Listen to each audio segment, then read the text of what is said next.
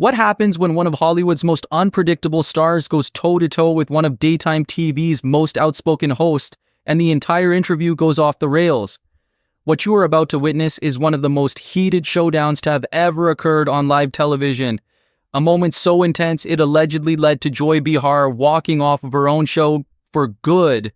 This wasn't your typical uncomfortable celebrity interview, and it certainly wasn't a simple clash of opinions.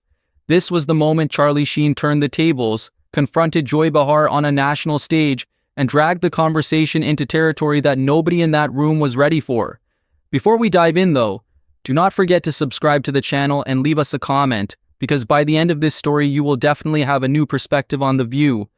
It all kicked off on a normal Tuesday morning on The View in New York City. The producers had booked Charlie Sheen to promote his newest project. Seems perfectly normal. Seems unremarkable. But there was an odd vibe bubbling under the surface. Joy Behar was reportedly amped to have Sheen on her show, and she prepared a barrage of questions for the unpredictable star. Joy had questions about Charlie's career, his public scandals, and even the behavior that had landed him on everyone's watch list. However, there was one detail that the producers didn't know about which made all the difference in the world. Charlie Sheen came prepared, and he knew who Joy Behar was. He knew about her sharp on-air persona, and his plans weren't to come out there and defend himself. He was coming out ready to strike. And Joy? She had no idea what was coming. The cameras started rolling, the studio lights flared, and Joy opened up the interview with a welcoming, "Hi, Charlie, wow, have you had quite the journey in Hollywood? Some would even say your career was rockier than others." Charlie simply smiled that infamous smirk, kicked his feet up, and leaning back in his chair said, "I'd say the same thing about your journey on television. Some would even call it hypocritical." The temperature in the studio dropped drastically as everyone caught their breath. Whoopi Goldberg shifted nervously in her seat. Sarah Haynes looked back and forth at them with an obvious realization of where the conversation was heading.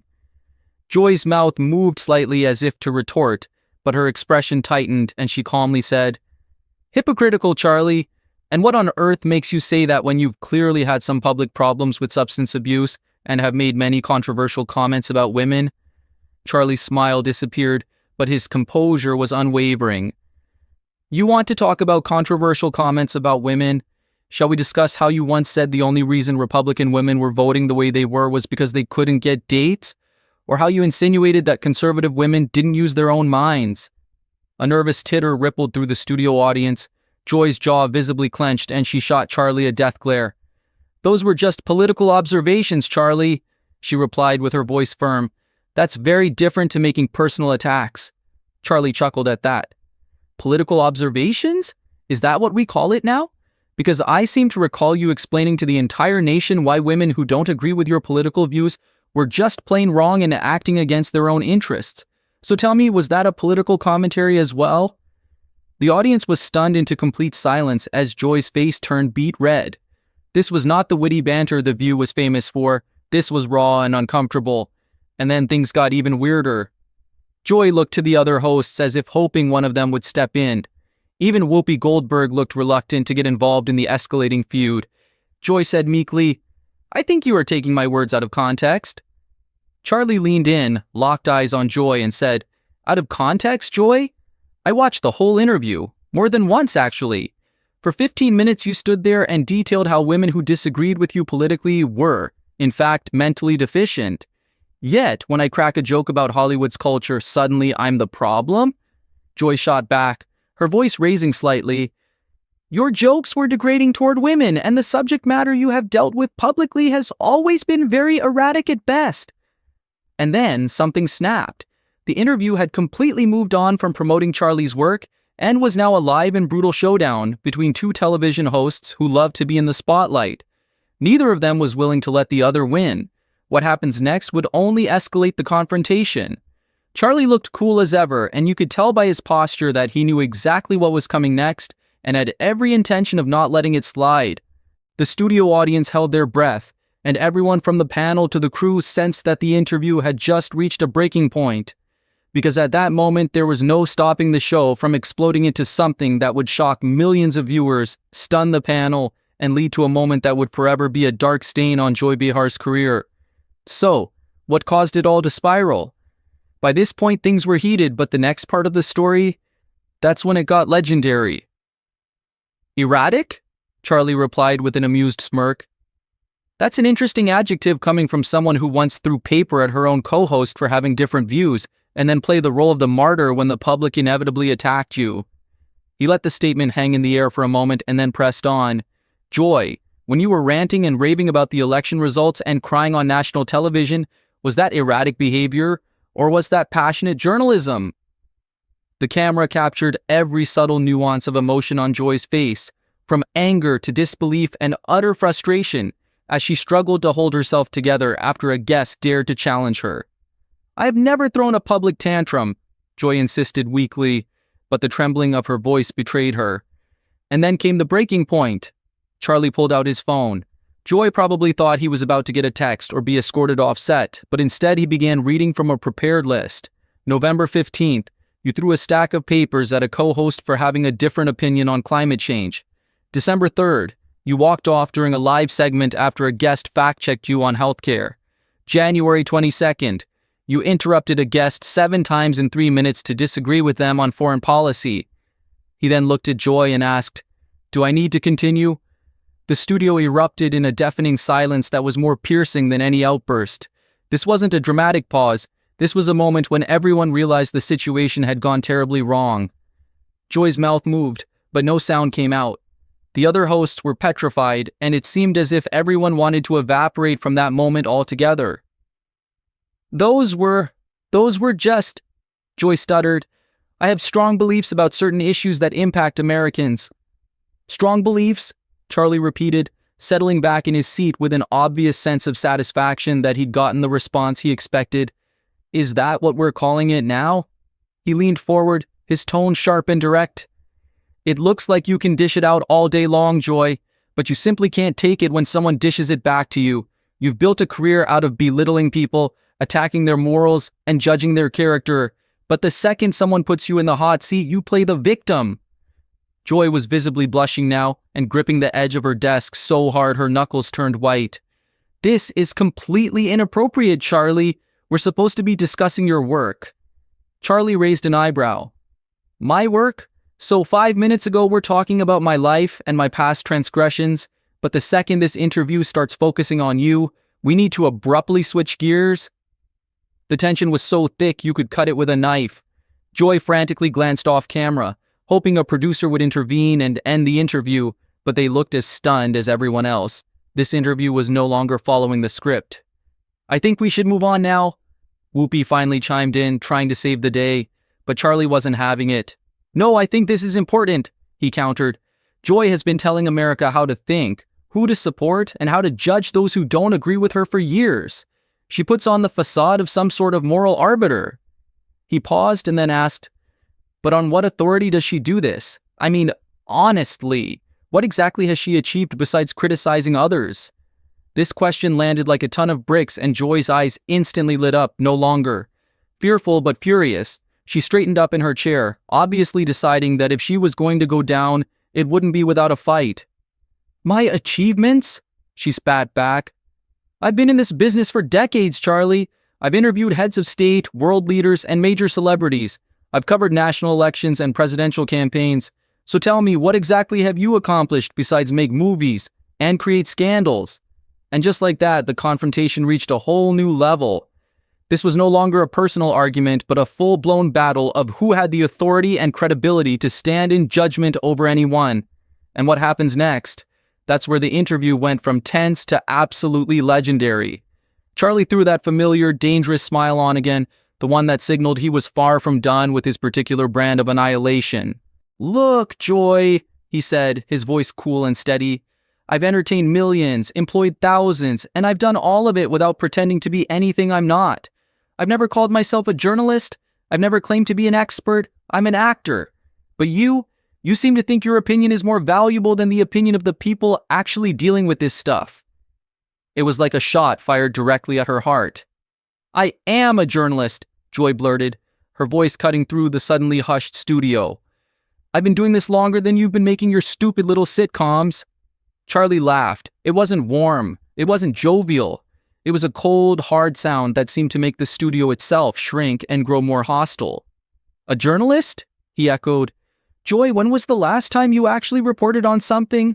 When was the last time you actually dug into a story, verified sources, and did actual journalism?" He pressed on, unyielding. "All you do is sit behind that desk and offer opinions based on the reporting of other people." That was it. Joy's control completely frayed. "I research every topic we discuss on this show," she shot back, her voice cracking with indignation. "I read, constantly. Politics, current events, social issues. I do the work." Charlie didn't miss a beat. "Reading Twitter is not research, Joy." A palpable silence fell over the room, and pulling talking points from partisan websites does not make you a journalist. At best, it makes you a pundit. At worst, it makes you a propagandist. The palpable discomfort rippled across the panel. Sarah Haynes fidgeted with her papers. Sunny Hostin looked like she wanted to melt into her chair. Even Whoopi, never shy of a confrontation, seemed to realize that this particular line of engagement had spiraled far beyond the acceptable boundaries of televised tension. "How dare you?" Joy practically hissed, her voice trembling now, a sure sign her anger was boiling over. "I have integrity, I tell the truth, I hold people accountable." "Integrity?" Charlie repeated, leaning forward again, his eyes locked on hers. "Is it integrity when you carefully select clips to make someone look like an idiot? Is it integrity when you consistently avoid booking guests who might offer a challenge to your point of view? Is it integrity when the conversation abruptly ends the second someone says something you can't refute?" Joy attempted to get a word in edgewise, but Charlie powered through. "You want to talk about accountability? Let's talk about that veterans charity story that you totally blew out of the water. The facts were wrong. People pointed it out. Instead of correcting it, you doubled down and attacked everyone who called you out on it. So where was the integrity then?" For the first time since the interview began, Joy didn't have her usual thunderous retort ready. "That story was complicated," she managed, her voice noticeably quieter now. "There were multiple sources, conflicting information." "Complicated?" Charlie scoffed, incredulity plastered on his face. "Joy, a 5-second Google search would have cleared that up. But you didn't check, because the narrative you were pushing was more important."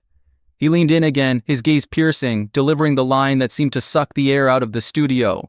"That's not journalism, that's activism disguised as journalism." At this point, Joy was visibly faltering. Her hands shook slightly. She kept darting nervous glances off camera, as if searching for a signal, any signal, to escape this interview. "You're twisting everything," she said, but her voice was drained of its former power. "You're trying to paint me as the bad guy because you can't stand being held accountable for your own actions." Charlie leaned back in his chair, his demeanor shifting from aggressive to almost eerily calm. "Joy, I'm not making you look like a bad guy. You're doing that all on your own. I'm simply pointing out the double standard. You've spent years condemning people for doing the exact things you readily excuse in yourself." He proceeded to list them off, one by one. "You criticize actors for being out of touch while living in Manhattan. You preach about values to working people while publicly mocking their beliefs. You claim to be a champion of women while tearing down any woman who dares disagree with you politically." The studio was utterly silent. No one dared to interrupt. Not even the normally boisterous audience. Joy's face had turned a ghastly white, her knuckles white where she gripped the edge of the table. "I don't attack women," she whispered, and the confession sounded feeble, hollow. It was then that Charlie pulled out his phone again. He glanced at the screen, then back at Joy. "Really?" The single word hung in the air like a loaded weapon, because everyone knew, absolutely everyone, that this was far from over. "Because I have it right here," Charlie said, holding up his phone. "A compilation of you calling conservative women names, questioning their intellect, and implying they're being controlled by their husbands." He didn't falter. "You've called female business leaders sellouts, stay-at-home mothers irrelevant, and any woman with different political opinions brainwashed." Joy was shaking her head frantically, trying to halt the relentless onslaught. "Those aren't personal attacks. Those are critiques of their policies." "Policies?" Charlie fired back, his voice rising to match her earlier intensity. "You called a former Secretary of State a puppet. You stated a female Supreme Court justice was too stupid to understand the Constitution. You suggested that women entrepreneurs who advocate for lower taxes are simply greedy. Then came the question that landed like a physical blow. How, exactly, is any of that about policy? How is that not a personal attack? Joy looked around the table, a desperate plea in her eyes. Silence. Her co-hosts kept their eyes fixed on their notes or gazed blankly into the distance, anything to avoid meeting her gaze. This is ridiculous, Joy choked out, her voice cracking. You're ambushing me on my own show. Charlie let out a short, sharp, humorless bark of laughter. Ambushing you? Joy, this is what you do to your guests every single day. They just don't have the nerve to fight back the way you do. He leaned forward, his gaze unwavering.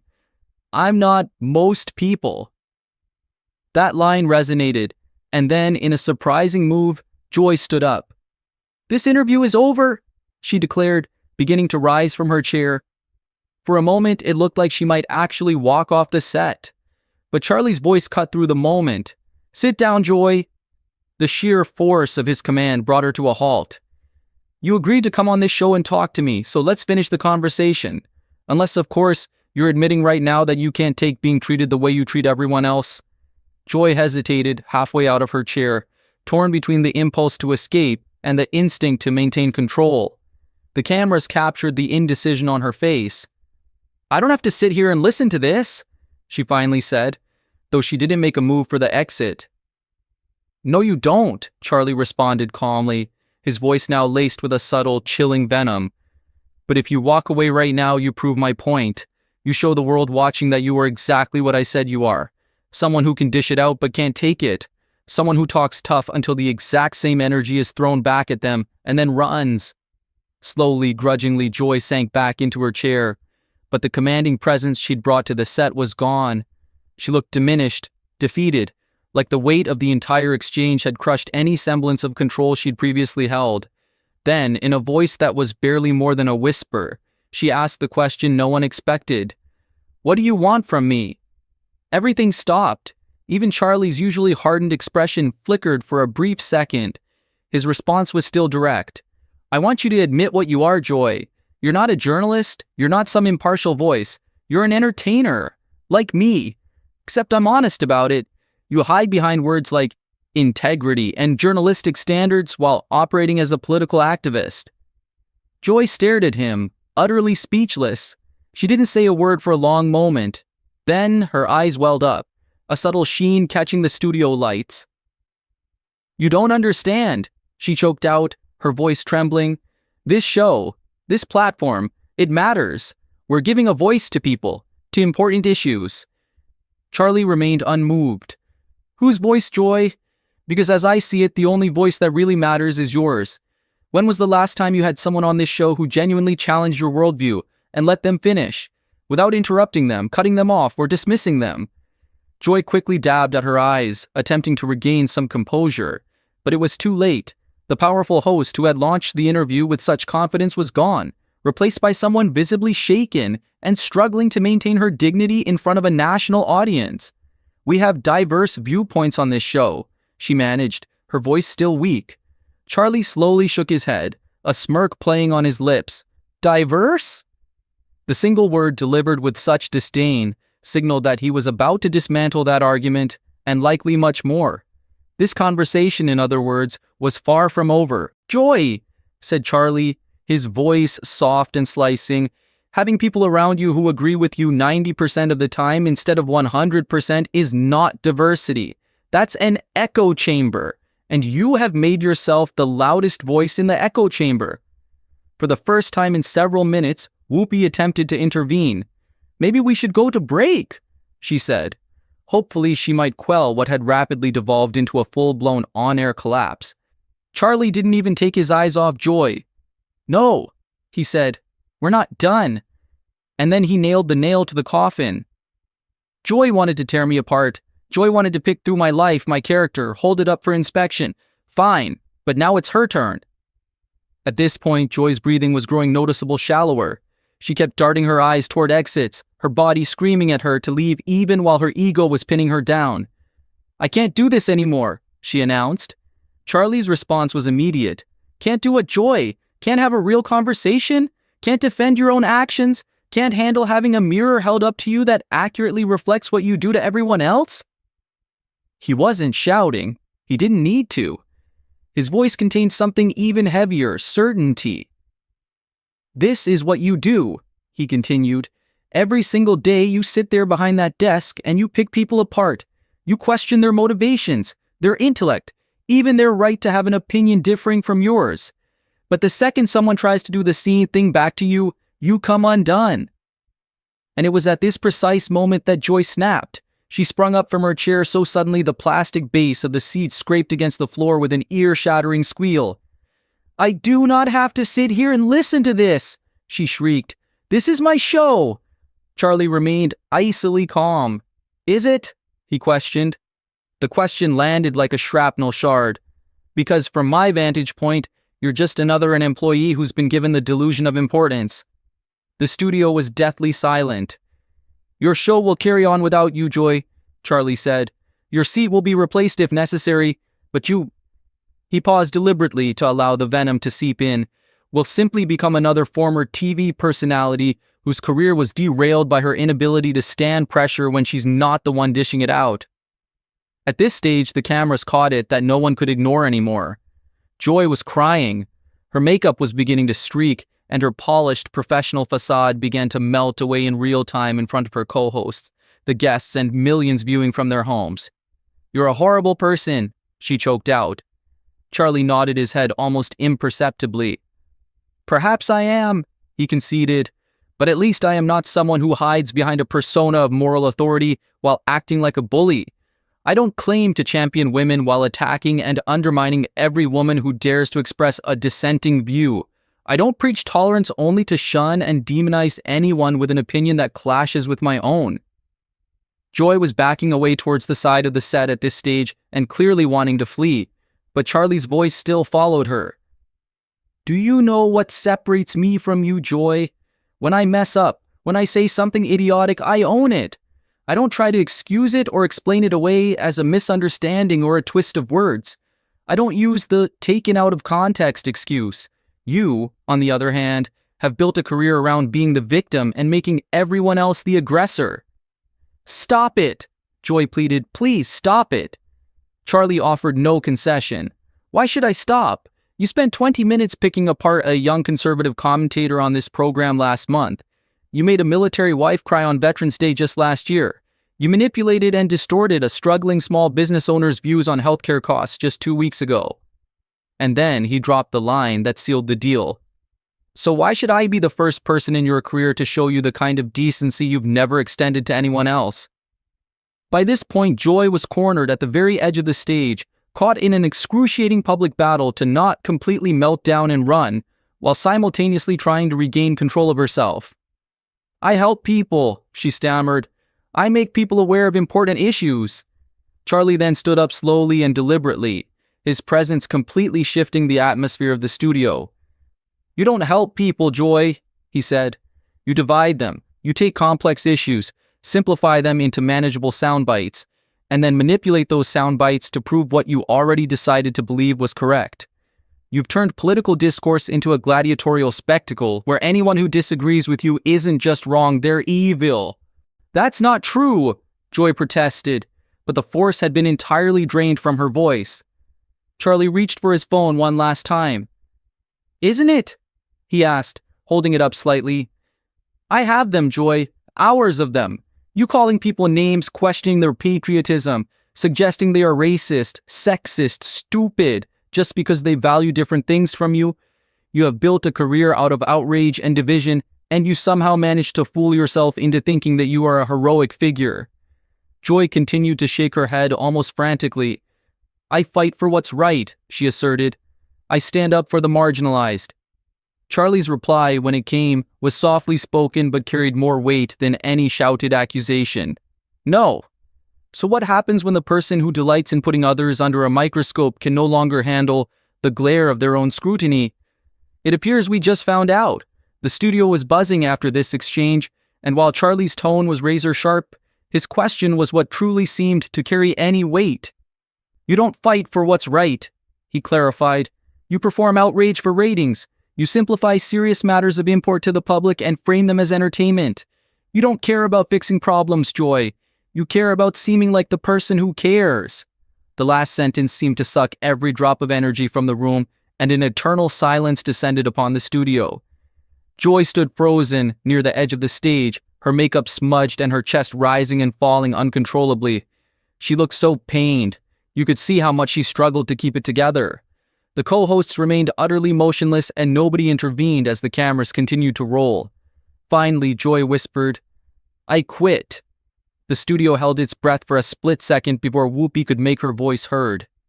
"What?" she stammered. Joy repeated her declaration, her voice rising with emotion. "I quit. I can't do this anymore. I will not sit here and be attacked. This is not journalism. This is not entertainment. This is cruelty." Charlie quietly sat down once more. "There it is," he said, and the comments seemed to solidify the moment. When Joy Behar does this, it's called accountability, but when anyone does it back to her, it's called an attack. When she does it, it's justified. When someone does it back to her, it's cruel. Joy continued to back away towards the exit of the studio, almost in disbelief at the situation and what had been unleashed upon her. "You're all seeing this," she implored the remaining panelists and crew. "You're all watching him tear me apart." Charlie's reply was immediate and brutally clear. "I'm tearing you apart? Joy, I'm using your own words and behavior against you. If that constitutes an attack, then that perhaps has less to do with me and more to do with you." And with that, the die was cast. "I'm done," Joy announced as she made her way out of the studio doors. "I'm finished with this show. I'm done with this network. I'm done with all of it. If you're looking to verbally dismantle and humiliate, you'll have to find someone else." With those words, Joy Behar left the stage of The View, and as reports claim, for good. The studio remained in stunned silence. The audience was aghast, the panelists motionless, and Charlie Sheen still sat in his chair, seemingly unfazed as the storm he had whipped up around him dissipated. He turned his head slowly to face the camera one final time. "And that," he said, "is what happens when someone who made a career out of inflicting pain and ridicule finds herself on the receiving end of a taste of her own medicine." Seconds later, the show cut to a commercial break, but by then the damage had already been done. What was intended to be a straightforward celebrity interview had become an uncontrolled, unmanageable meltdown, playing out live for the world to see. In the span of a single conversation, the host, who spent her days verbally crucifying guests, found herself subjected to the exact same treatment. So what now? Was Charlie Sheen's response overkill? Or did he simply verbalize what a significant portion of the public had long been thinking about Joy Behar? What made this argument so compelling was not the noise and drama, but the subtext of power dynamics, hypocrisy, and what happens when the person with the microphone is suddenly stripped of that control. Now I want to hear your opinions. Which moment was the most jaw-dropping during the entire showdown? Did Charlie Sheen cross the line, or was he simply pointing out the uncomfortable truth? Leave your thoughts in the comment section below, and subscribe for more dramatic celebrity clashes and behind-the-scenes stories that everyone's talking about.